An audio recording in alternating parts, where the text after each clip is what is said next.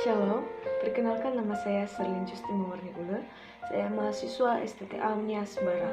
Saya prodi teologi, saya semester 5. Pada kesempatan ini saya akan menjelaskan tentang pneumatologi dan angelologi di mata kuliah teologi sistematika 4 tentang malaikat dan juga Roh Kudus atau Roh Kudus dan malaikat dengan dosen pengampu yaitu Ibu Erlina Warung.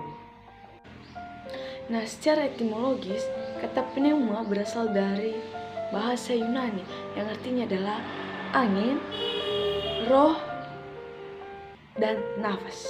Yang juga logos artinya adalah ilmu atau pengetahuan. Yang digabung menjadi pneumatologi artinya adalah ilmu yang mempelajari tentang Roh Kudus. Nah, sekarang kita masuk pada sifat-sifatnya Roh Kudus.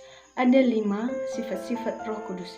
Yang pertama adalah memiliki akal budi. Yang kedua adalah memiliki pengetahuan. Yang ketiga adalah pikiran. Keempat adalah emosi. Dan yang terakhir adalah kehendak.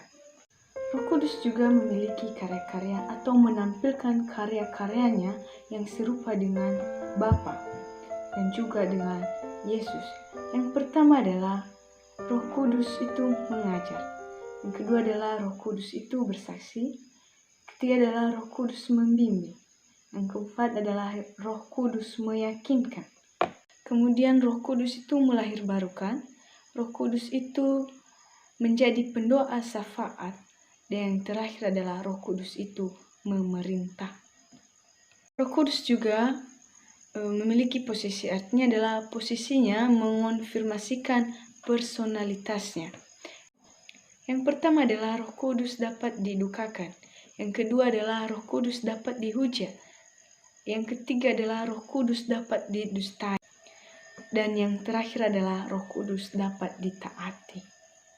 Keilahian Roh Kudus tidak dapat dipisahkan dari doktrin Trinitatis. Artinya adalah Roh Kudus itu bagian dari kealahan. Nah, ada Allah Bapa, Allah Anak, dan Allah Roh Kudus. Jadi tidak bisa dipisahkan dari doktrin Trinitatis.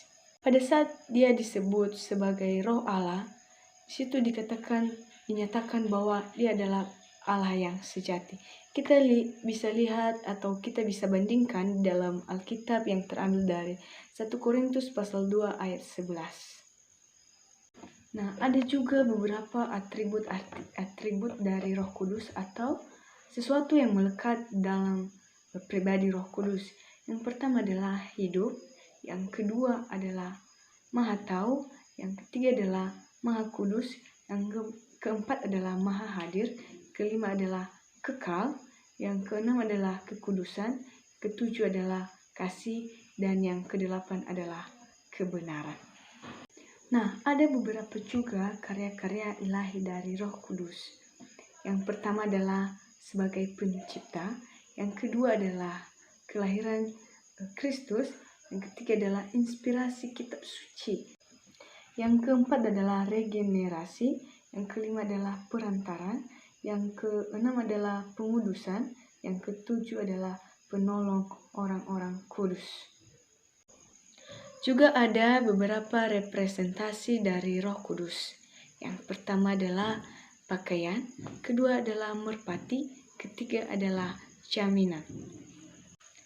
Keempat adalah api, kelima adalah minyak, keenam adalah materai, ketujuh adalah air, dan terakhir adalah angin. Nah, dalam PL berbeda kuasa Roh Kudus atau pendiaman Roh Kudus dalam pribadi seseorang. Dalam PL, Roh Kudus turun dalam kehidupan seseorang itu hanya sementara atau selektif, bukan permanen. Berbeda dengan pada zaman PB dan kita sekarang ini. Roh Kudus diutus bagi kita setiap orang percaya dan hidup di dalam diri kita secara permanen, bukan lagi secara selektif atau secara sementara. Berbeda pada masa perjanjian lama yang hanya mendiami pribadi seseorang secara selektif atau bisa berpindah atau hanya bersifat. Roh Kudus juga memberikan kemampuan dalam melayani. Dalam PL, beberapa tokoh Alkitab atau dalam Perjanjian Lama, Roh Kudus memberikan kemampuan melayani atau kemampuan-kemampuan yang lainnya.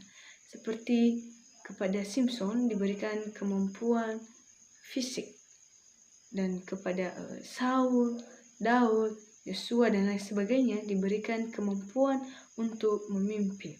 Jadi Roh Kudus memberikan kita kemampuan dalam melayani dan kemampuan sesuai dengan kehendaknya.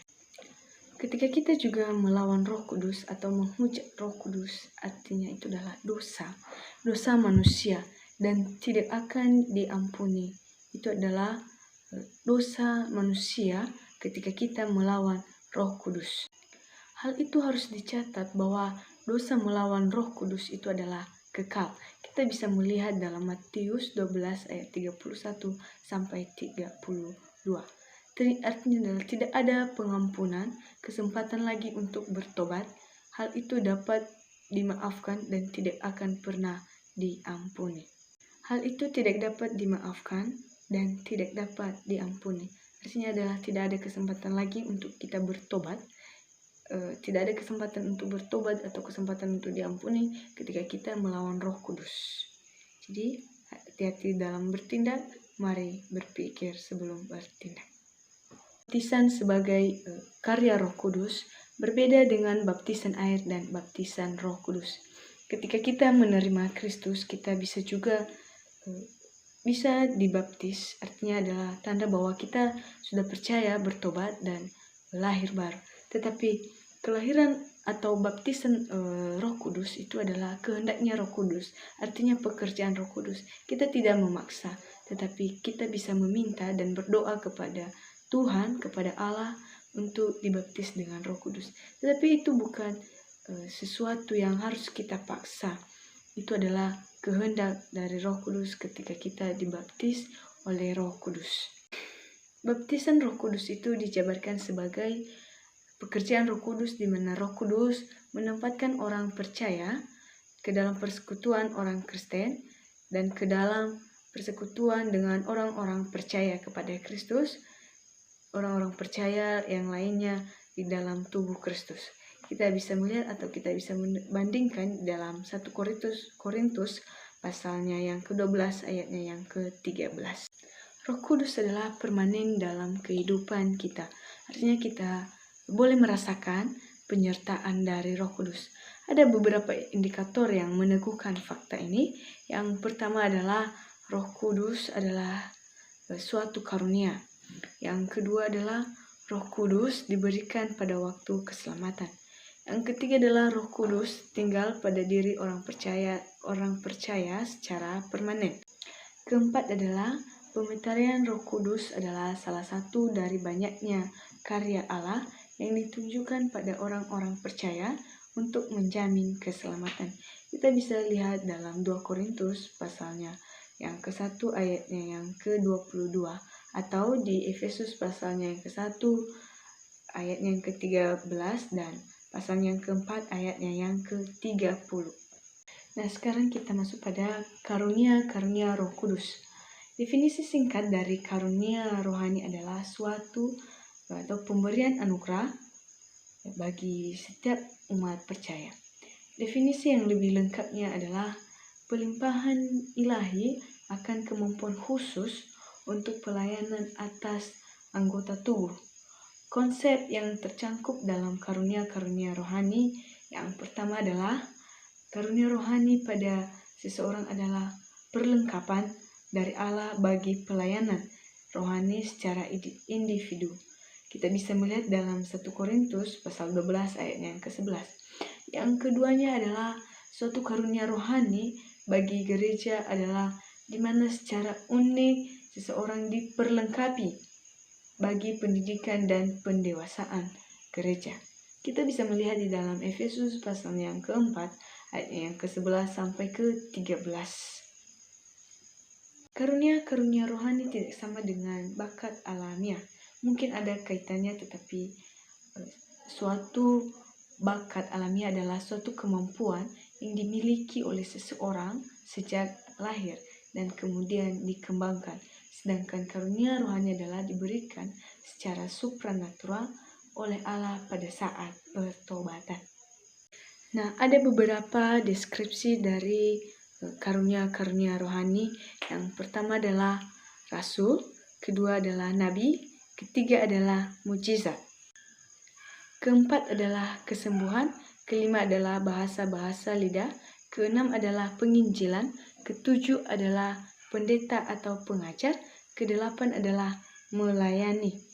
Kemudian kesembilan adalah menolong, kesepuluh adalah iman, ke-11 adalah menasehati, ke-12 adalah membedakan roh, ke-13 adalah murah hati, ke-14 adalah memberi, ke-15 adalah memimpin, ke-16 adalah hikmat, ke-17 adalah pengetahuan.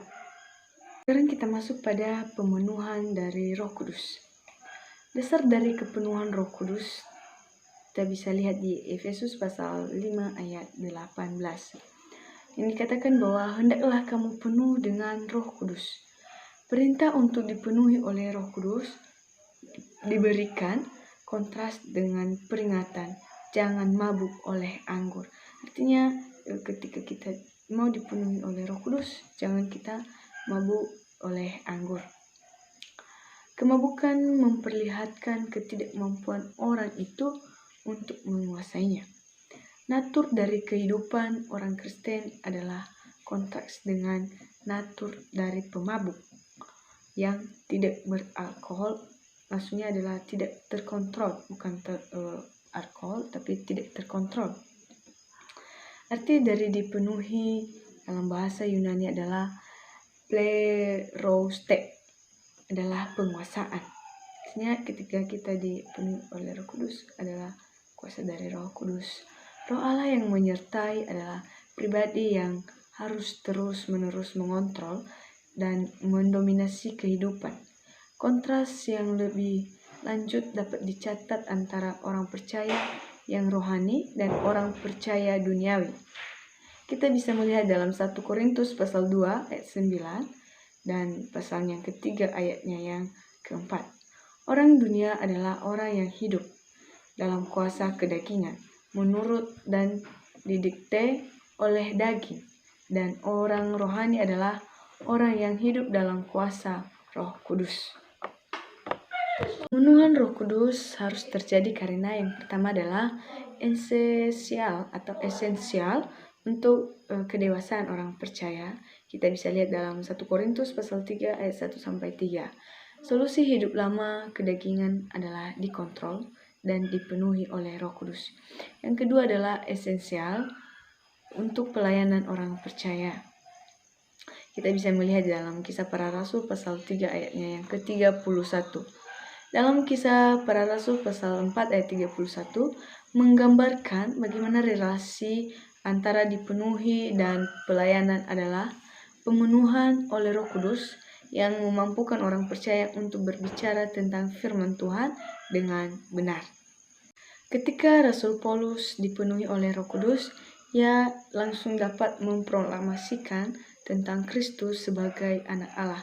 Dia dapat menyatakan kebenaran Kristus, menyatakan kebenaran firman Tuhan, yang artinya adalah dia menyatakan Kristus sebagai anak Allah.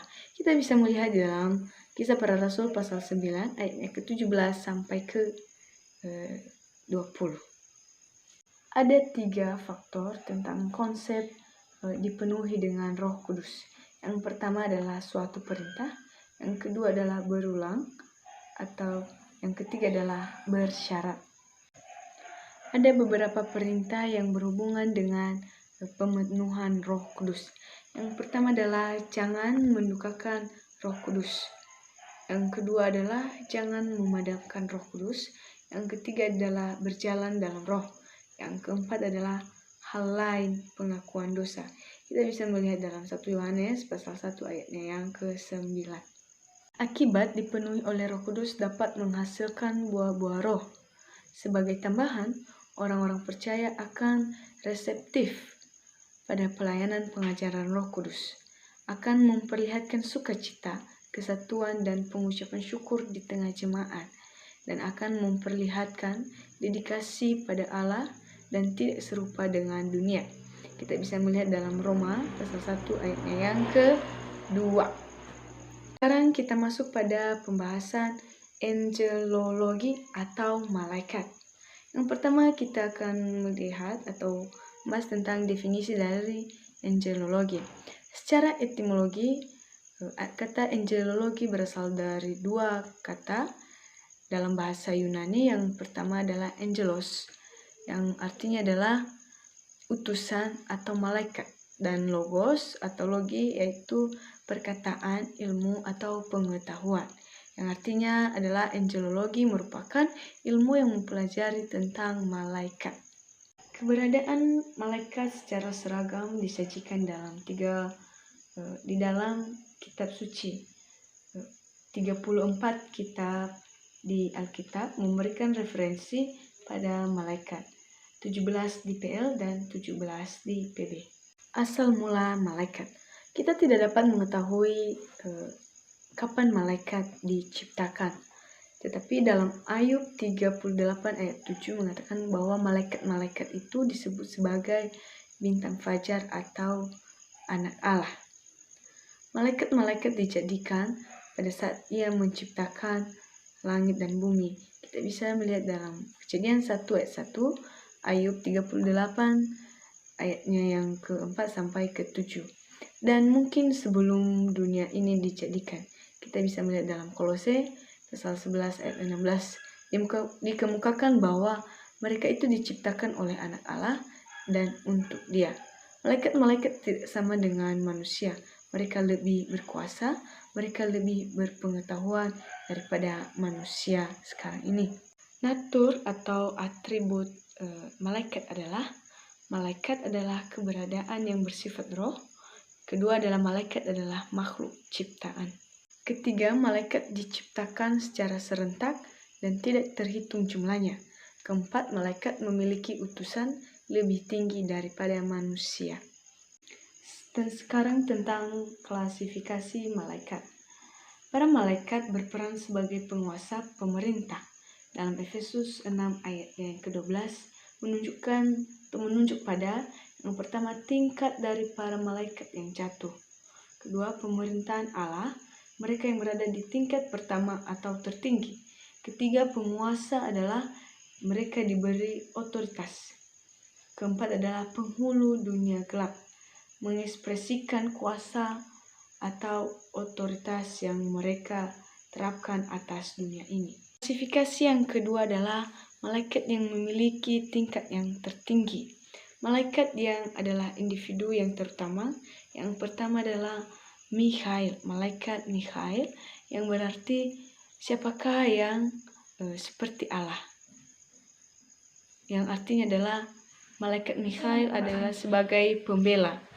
Yang kedua adalah malaikat Gabriel, yang artinya manusia Allah atau Allah adalah kuat. Yang ketiga adalah Lucifer, malaikat yang jatuh ke dalam dosa, yang artinya bersinar atau bintang fajar. Klasifikasi yang ketiga adalah malaikat yang melayani Allah. Yang pertama adalah kerub. Kerub adalah urutan atau kelas tertinggi yang diciptakan dengan kuasa dan keindahan yang tidak dapat dikatakan.